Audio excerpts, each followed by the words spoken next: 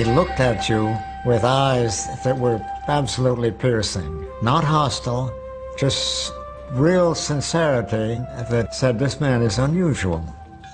He was small, even by Vietnamese standards. Only 4 feet 11 inches tall and barely 100 pounds, he appeared frail. He tried to project this image of himself as a simple, modest, emaciated, kind of wandering scholar. In fact, he was a tough guy. Perhaps no leader in history has resisted the guns of the enemy as stubbornly or as long as this little man. He's a very shrewd politician and a very good actor. He had an unshakable will that helped liberate a country and humble a superpower.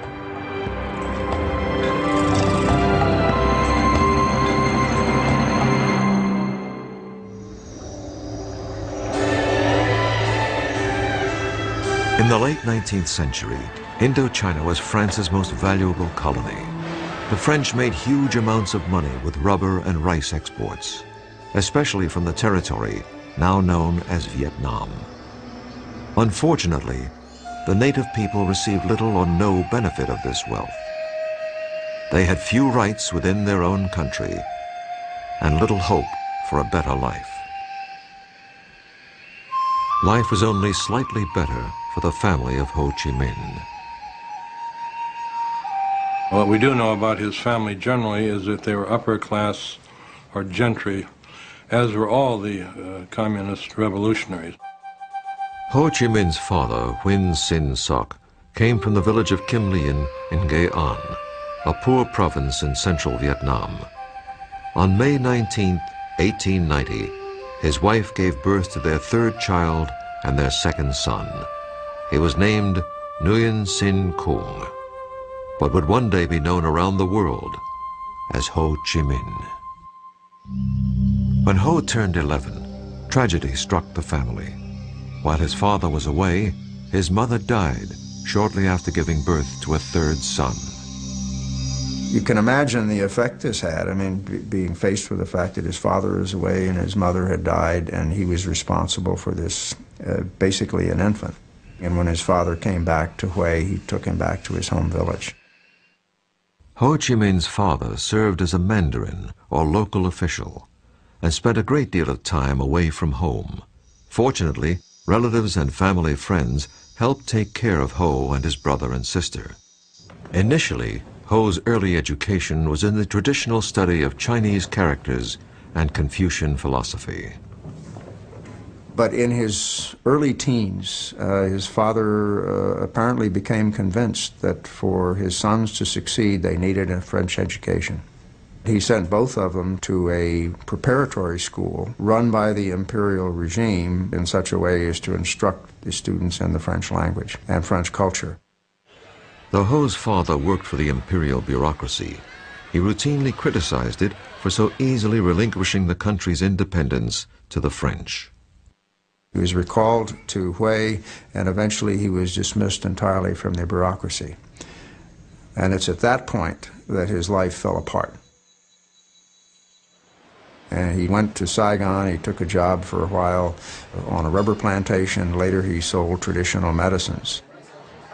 Ho's father spent the rest of his life wandering the countryside, struggling to make a living, while Ho lived in Hue. He saw less and less of his father. This had a great impact on Ho. He also believed that his father had been punished for simply saying what everyone knew was true. Most Vietnamese suffered greatly at the hands of their colonial masters. Those who protested or even complained were often imprisoned, beaten, or even killed by the omnipotent French colonials. In 1908, at the age of 17, Ho was studying at the prestigious National Academy in Hue. One day, a group of farmers marched past the school, protesting the high level of Mandarin corruption and excessive taxation. Ho translated their demands into French so the local colonial officials could read them. It was his first revolutionary act, and he attracted the attention of the dreaded Sûreté, or French secret police. The next day, Ho was summarily expelled from the academy. It was his last day of formal schooling in Vietnam. So here's this young Ho Chi Minh who is becoming educated and has a certain amount of resentment toward French colonialism, but at the same time he knows enough about France to be captivated by the great French ideals of liberty, equality, fraternity, and he wants to see how those ideals are really practiced in France. They're not practiced in Vietnam, where you have a rather repressive French colonial system. Ho had inherited his father's rebelliousness and his wanderlust. At the age of 21, he entered a merchant marine school where he learned how to be a kitchen helper. This new skill enabled him to leave Vietnam and go abroad. I think he left for two reasons. One is maybe quest for education, that he would be able to get better education in France, provided he could afford it. Second, he probably did not see much of an economic opportunity in Vietnam at that point of time. Ho was hired by the French passenger liner, the La Touche-Treville. And in 1911, began an odyssey that would take him to nearly every corner of the world.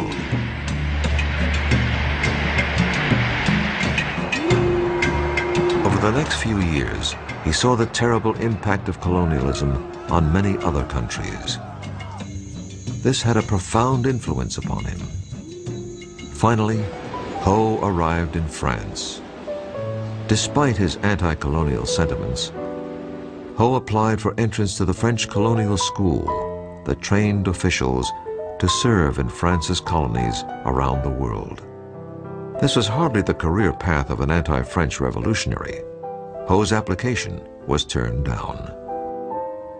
There's no indication as to how he reacted to the rejection, except that we may assume that it probably strengthened his assumption that he couldn't expect to work from within the system, that he was going to have to work outside the system. In other words, it could very well have been one of a whole series of steps that eventually led him into becoming a revolutionary. Ho wandered around France for a year or so. He supported himself with a variety of odd jobs, including gardening and dishwashing. He went back out to sea between 1911 and 1917, traveling to Africa, South America, and even the United States. On one trip, he reportedly jumped ship in Boston and made his way down to New York City. I mean, here he is seeing, as it would be to any kid from this faraway place, the skyscrapers, the highways, taking the subway up to the Bronx, taking the ferry to Hoboken. He was absolutely dazzled by the Statue of Liberty and everything it represented. While working as a dishwasher in New York's Chinatown, Ho was amazed to learn that immigrants in the U.S. were entitled to legal rights that the Vietnamese weren't allowed to have under the French in their own country. He said, I was with the lowest labor types in New York. There were blacks, there were Chinese, and they weren't quite as well treated as the Anglo-Saxons. But he said, you know, they could all vote. And this impressed him tremendously. Shortly before the start of World War I, Ho left America and sailed to England.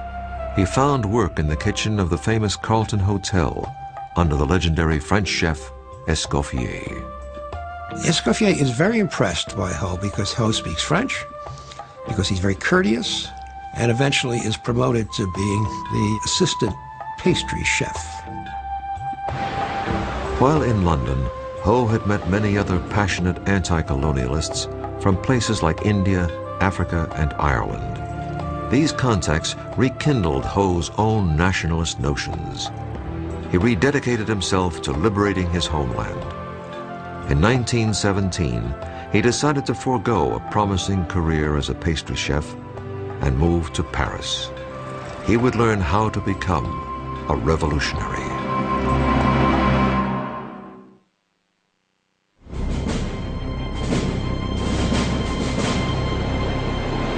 Ho Chi Minh arrived in Paris toward the end of World War I.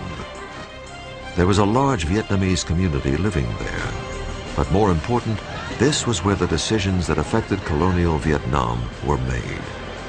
Ho was determined to help change French policy toward his country. But first, he wanted to experience Paris.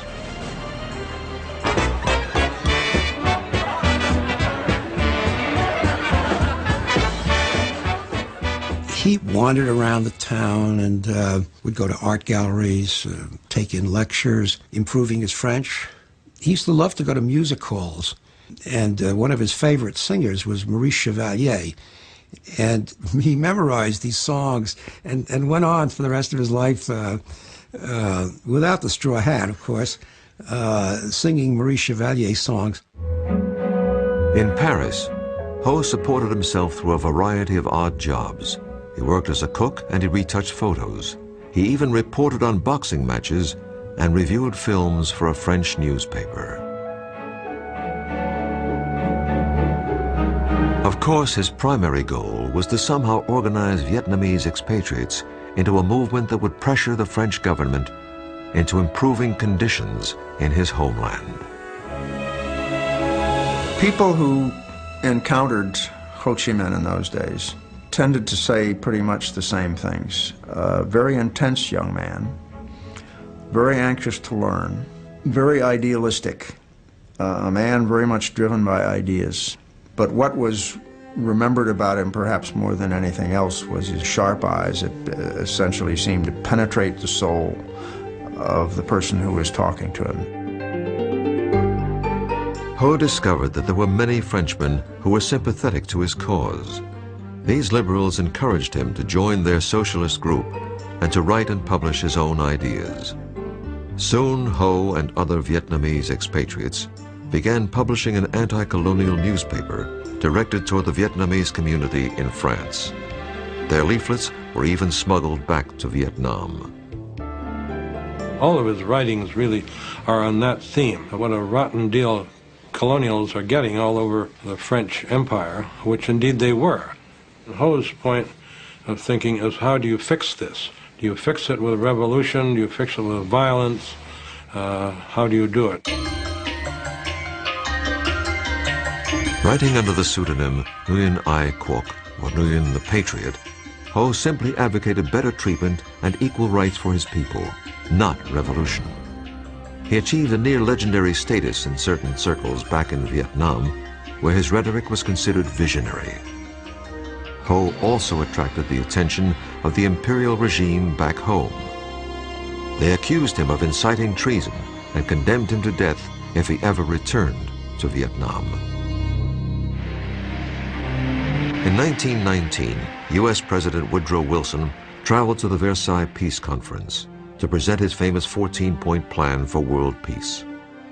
Ho and his associates discovered that one of Wilson's key points was that all nations deserve the right to self-determination. Ho believed that this meant that the U.S. was advocating the end of the colonial system. And Ho Chi Minh, thinking that this might apply to Vietnam, got himself all dressed up in a cutaway coat and striped pants and a top hat, and he went out to Versailles carrying with him a document that he had written, which was a kind of inventory of various cases of French repression in Vietnam. And his idea was to give this to Wilson so that the United States would then exert pressure on France. Well, he got very rudely rebuffed when he tried to go in to see Wilson or even deliver this. Ho had believed that President Wilson would be sympathetic to Vietnam's plight. He was greatly disappointed that he was unable to present his case. This forced him to look elsewhere for help. A socialist showed Ho a paper that had been written by Vladimir Lenin. In it, the Soviet leader wrote that one of the keys to the spread of communism was the liberation of all colonies. The Russians wanted to end colonialism not because they loved the people who were under colonial rule, but for their own selfish interests. They wanted to weaken the Western powers. But regardless of what their motivation was, they were the only power at the time to advocate it and to actively want to offer help. And it's at that point, as he basically points out, that he determined to become a follower of Lenin, not because he had any understanding of Marxist ideology, but because he loved the strategy that Lenin had set forth as a means of liberating the colonial peoples. In 1920, Ho became one of the founding members of the French Communist Party. He was 30 years old. He had become a great propagandist while living in Paris, but he wanted to learn how to turn rhetoric into revolutionary action. He believed there was really only one place to learn this craft: Moscow. In 1923, Ho received an invitation to join the Comintern, the organization set up by the Soviets to export Marxism and Leninism around the world. He jumped at the opportunity. He disappeared from Paris, leaving his friends wondering what had happened to him.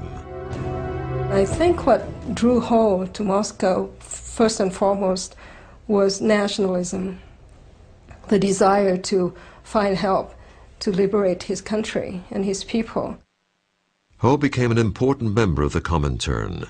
He now took his orders from Moscow. I always felt that Ho Chi Minh had very little time for Marxism as a philosophy, as a way of interpreting history. He had great admiration for Leninism and the techniques and the methods to be used. The rest of the world may have abhorred Lenin's tactics, but Ho was devoted to them. He believed that he had found the blueprint for liberating his homeland.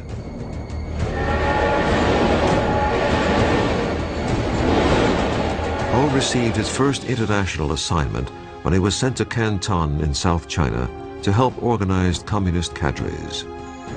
It was here that he also began a clandestine lifestyle that would last nearly 30 years. He went underground, so to speak.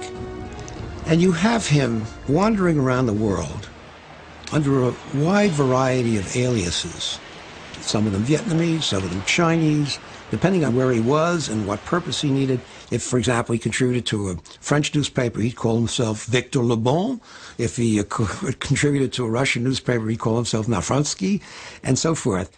In 1927, Ho was nearly arrested when the Chinese nationalist leader Chiang Kai-shek turned against the communists.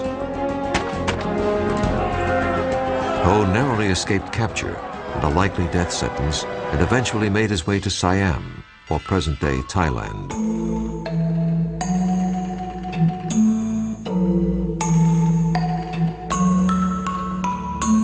He avoided detection by agents of the Sûreté, or French secret police, via a clever ruse. He learned some Thai, shaved his head, donned a saffron robe, and traveled as a Buddhist monk. There was a large Vietnamese community living in northeast Thailand, so Ho preached his cause as he wandered from village to village in disguise. I don't know of any other leader of his stature having done this kind of masquerading under different guises, or having had to change his name so many times, which makes me wonder whether this was just a necessity, or was it the sense of the drama in the man that prompted him to do this. For most of the 1930s, Ho's whereabouts were not known. He had even been reported dead. Ho just disappeared. He was either in the cave of Yan'an with Mao, he was in a Stalin jail. There's no world figure that you can say that we don't know where he was for almost a decade. And again, this was not accidental. I mean, he didn't want to be found. Ho emerged again on the world stage shortly before the outbreak of World War II. He'd always believed that there would one day be a time when the conditions would be just right to begin the liberation of his homeland.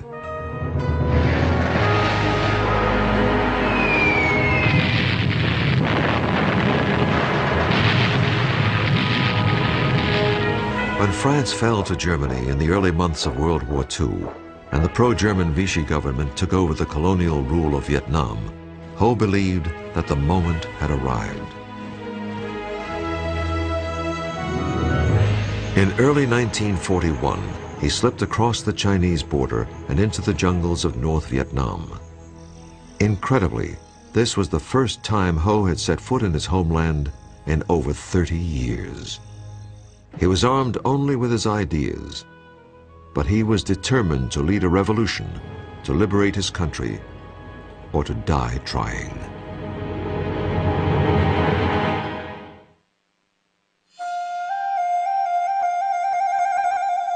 When Ho Chi Minh walked across the border into North Viet Nam in 1941, it marked the first time he had set foot in his country since 1911. He had no weapons, almost no money, and very little support. But he was determined to organize a guerrilla movement that would drive the foreigners from his country. He calls the movement the Viet Minh, which is an acronym for Independence League.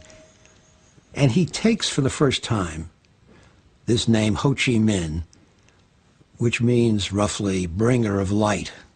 So Ho Chi Minh begins to exist under that name, the famous name, now, 1941.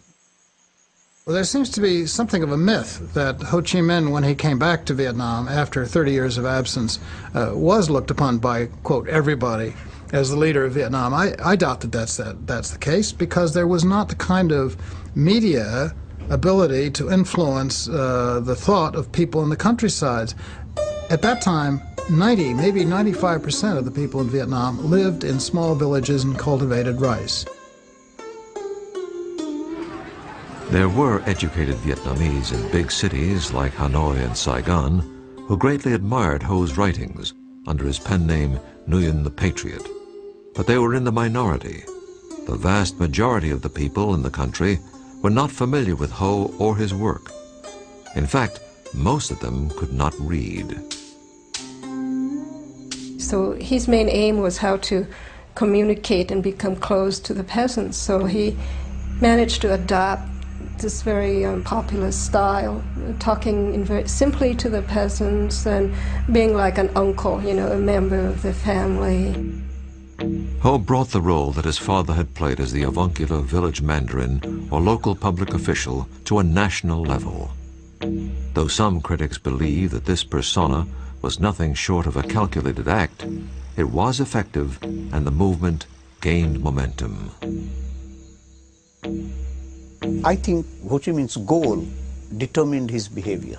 In order to reach the masses, he had to be looking and acting and living like a peasant, to be in communion with the needs of the peasants.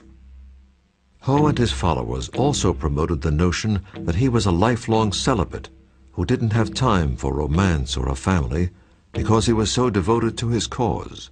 This was a myth.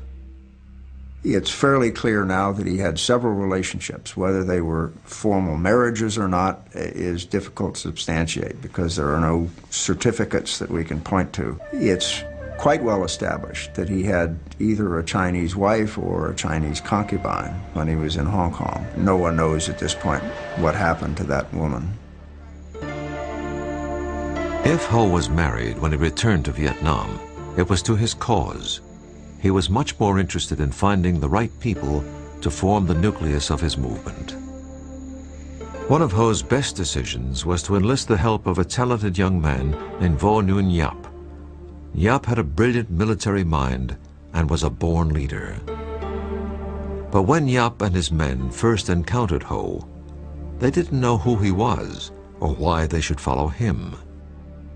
Ho told them that he had been trained in Moscow and that he was going to liberate the country by using the proven methods of his hero, Lenin. Giap and his men, and hundreds of others, soon joined Ho. I never thought of him as a revolutionary as much as an organization man. What he was a genius at was his ability to organize movements, the front organization particularly. A popular front is simply a group of groups united in a single purpose. Ho brought many of the other Vietnamese nationalist organizations together under his banner. But in order to do this, he had to focus on the issues that would appeal to the broadest possible group. One was the issue of national independence, and the other was what might loosely be called social justice, which would mean land reform, better working conditions, democratic rights, and things of that type. You note here not a single word about communism, about collectives, about nationalization of industry, but very simple humanistic ideas that the vast majority of the Vietnamese people could accept.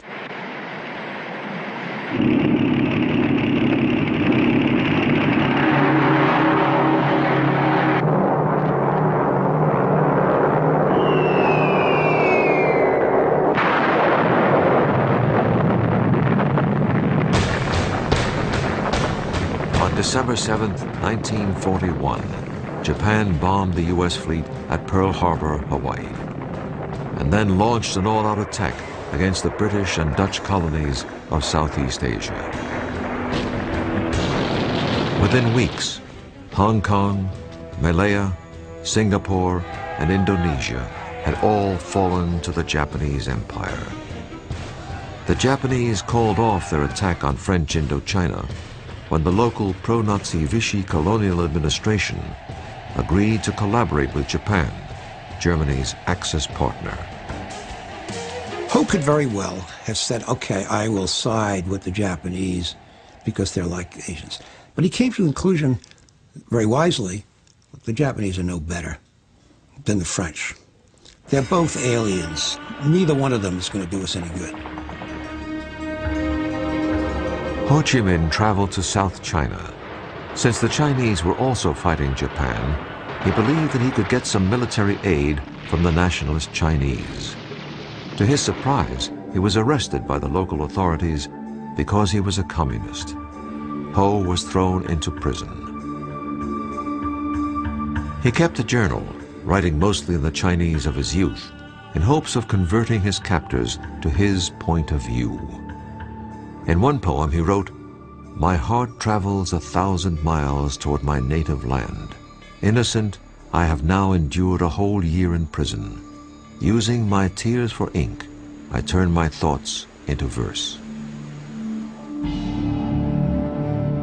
Ho's health deteriorated as the months passed. He had to find a way out of prison, or he would never live long enough to liberate Vietnam.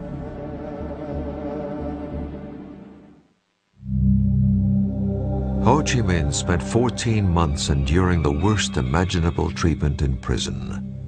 As the war worsened for the Chinese, Ho convinced his captors to release him so that he could gather intelligence on the Japanese. He was released in 1943 and walked all the way back to his old base in North Viet Nam. His compatriots were stunned. They thought he had died. Once again, he became the leader. He was 53 years old.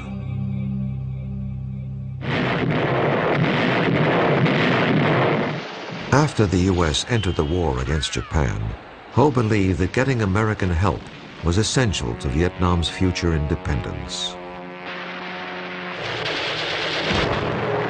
When an American pilot was shot down in North Viet Nam, he was brought all the way back to his base in China by Ho. And you got to try to imagine this guy. He's wearing sandals and shorts. He's got this wispy beard, and he looks like, you know, he weighs about 85 pounds, and he looks like he'd be blown over with a feather. Ho offered his services to the commanding officer, General Claire Chennault of the legendary Flying Tigers. Chennault declined the offer, but the Office of Strategic Service, or OSS, America's wartime intelligence service, was interested.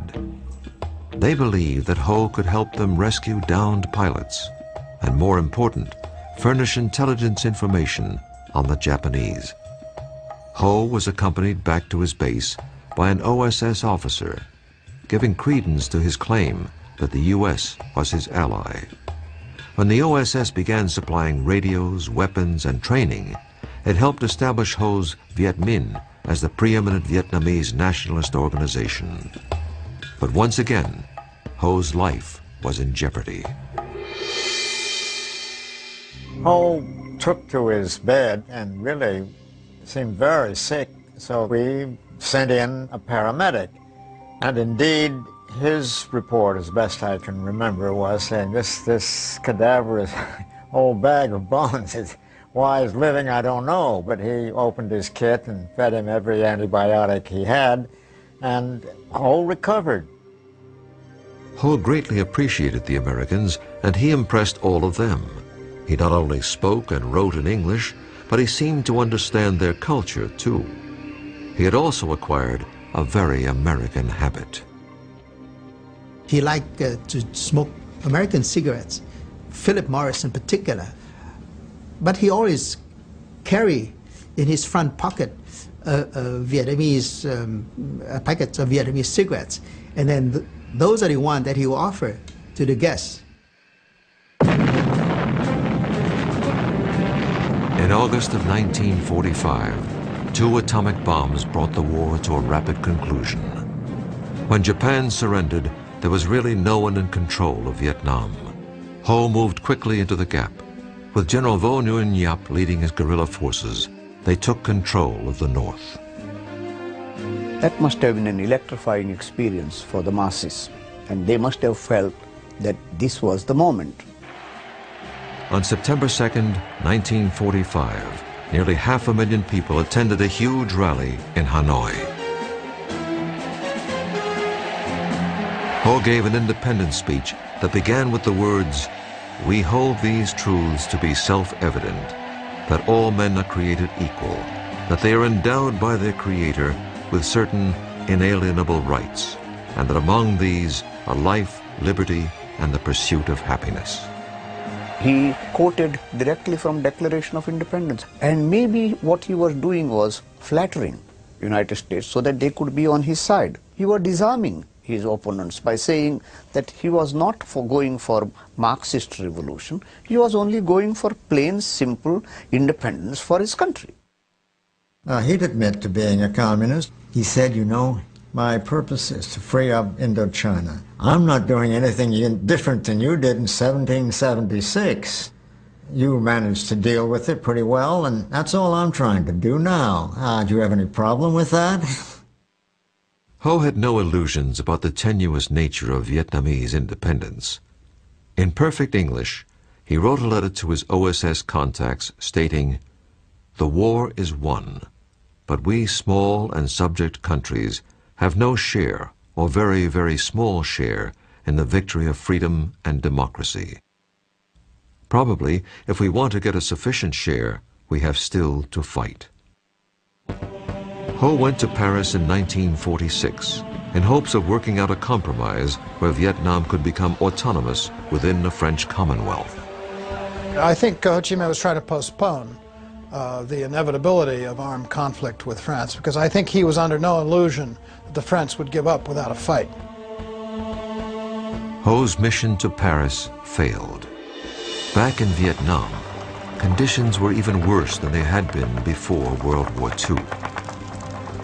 The French army returned and brutalized the country.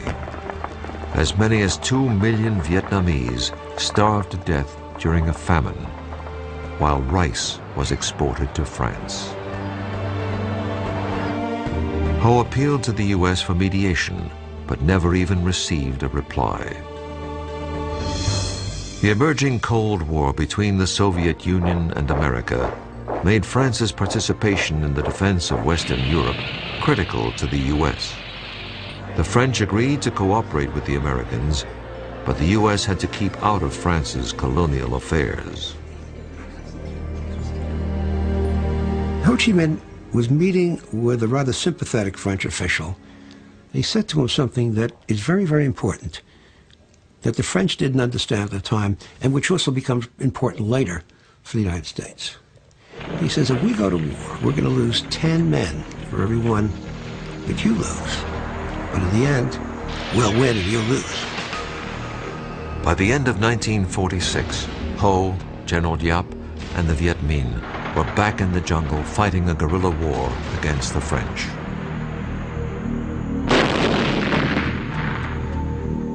Initially, it seemed unlikely that the Viet Minh would have any hope in defeating the French. But by 1954, the French were desperate to end the bloody guerrilla war that seemed to have no end in sight. The French decided to spring a trap for the Viet Minh at a place called Dien Bien Phu. They believed that the ensuing battle would end the Indochina War. It did end the war, but in a way they could never have imagined.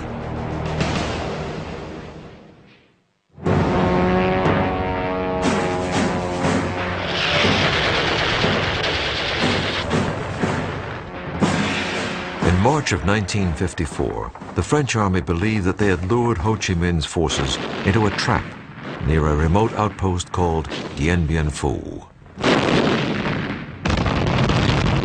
Unfortunately for the French, they only trapped themselves. The battle cost the French over 15,000 casualties. It also cost them Indochina. The Viet Minh victory over the French marked the first time that a European power had been defeated in battle by its colony since the American Revolution.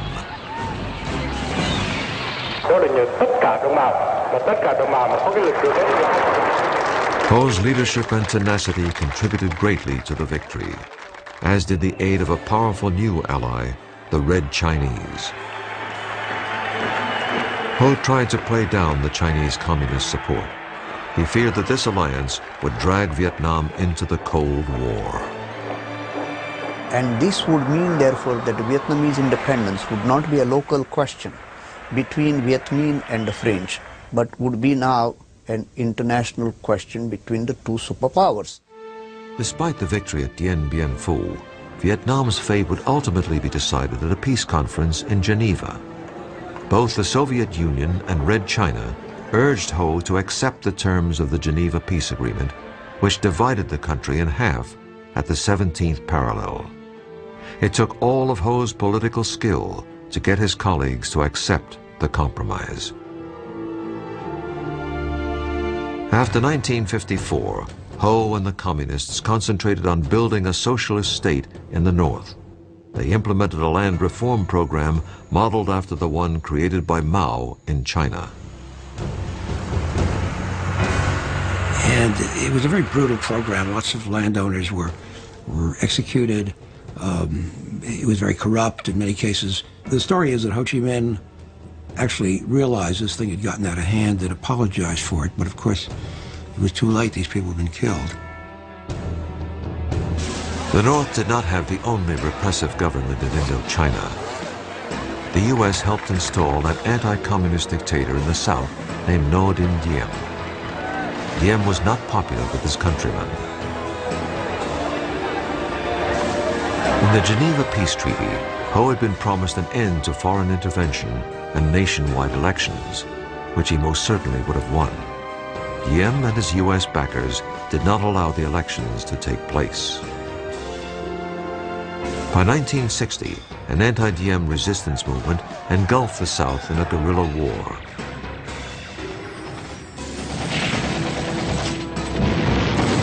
The more the North supported the guerrillas, or Viet Cong, the more the U.S. intervened to counter the spread of communism. Just as Ho had feared, Vietnam had become the key battlefield of the Cold War. We had this idiotic idea that communism was a monolith, that all communists were the same, and Ho was part of that monolith. But there's a lot of evidence that he wasn't. If only we had come to the point where we'd say, okay, he's a communist, but he's our communist, you know? By 1966, the Vietnam War was in full swing. By now, Ho was 76 years old and probably not involved in the day-to-day conduct of the war. But he was still the prime source of inspiration to the Vietnamese people to fight on, no matter the cost. Ho Chi Minh died on September 2nd, 1969, at the age of 79.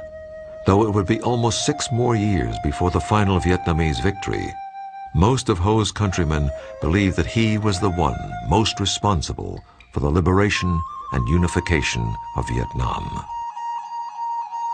Today, Ho Chi Minh's legacy is as controversial and complex as the man himself. There is On the one hand, the image of Ho Chi Minh as the patriot, the leader of his country's struggle for national liberation, the man of simple tastes, a man who is almost more Confucian than he is a Marxist or a Leninist. The other image of Ho Chi Minh is as an international communist agent, the head of a repressive regime which carried out policies deeply repugnant to many Vietnamese. I think you got to deal with the dual character of this man. At the same time that you have this image of the kindly, wispy, emaciated, frail Ho Chi Minh, you got to remember underneath that is a really tough figure, absolutely dedicated, absolutely relentless. The ends were always more important than the means to Ho Chi Minh. But some critics believe that the communist economic and political system that he left behind was too high a price for independence and unification. Ho Chi Minh said in 1945, they would like to have Vietnam independence, freedom, and happiness. And from the three slogans, what is left right now? Independence, yes, but what does it mean without having freedom and happiness? There's no doubt that the communists under Ho often brutally eliminated their political opponents. But Ho's role in this is not clear.